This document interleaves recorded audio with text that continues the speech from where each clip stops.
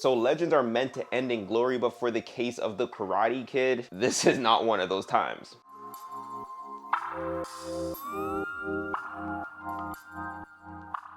So I think it's safe to say that the Karate Kid films will always stick to the same formula. A single mom and the young boy who is the main character move to a new area. The boy ends up meeting a girl who is the love interest. The girl has an ex who is now also the bully, as well as the fact that that bully knows karate. The boy and the bully hash it out. The boy loses. The boy ends up training with a master. The boy enters a tournament where he fights his bully and the boy wins. It's the same thing over and over again. The tale will never change. At 1 hour and 34 minutes, Karate Kid Legends is the shortest Karate Kid of the whole franchise. The relationship between the major characters seems really rushed, very unauthentic, and quite frankly, unrelatable. They gave Li Feng, who was played by Ben Wang, a training montage, but not even for him. Instead, they decided to add a whole new side plot where he trains his love interest's dad, because the dad needs to win a boxing match in order to pay off loan sharks. And it's like, why are you gonna waste a third of the film doing a side plot when you could have done something completely different? If they wanted to add the stakes of a failing business for the love interest and her family, what they easily could have just done is say that, hey, rent is due and we are not making a lot of money, we're not getting a lot of business, so we probably are gonna have to close the shop. But because they went with this route, it really took away from the plot as a whole. Another issue I had is that Li Feng, but we're just gonna call him Lee moving forward, but Lee was just dealing with anxiety due to a traumatic event,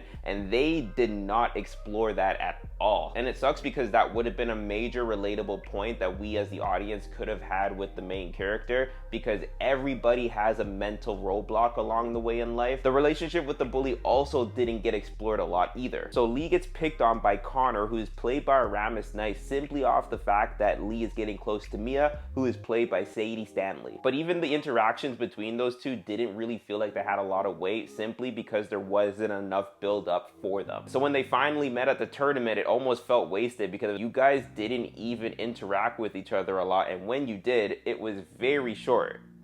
I'm kind of over this. And in regards to the tournament, it was so dull, boring, and rushed that I was kind of like, all right, we're at the tournament, what time is it? 15 minutes left? All right, cool. And by the time that Lee and Connor fought, I was really over the whole film. It really just seemed like this movie was made to have Ralph Macchio and Jackie Chan be in a film together. And the way that they've milked the legacy and relationship of Miyagi and Daniel to give us a much watered down, straight to streaming site movie.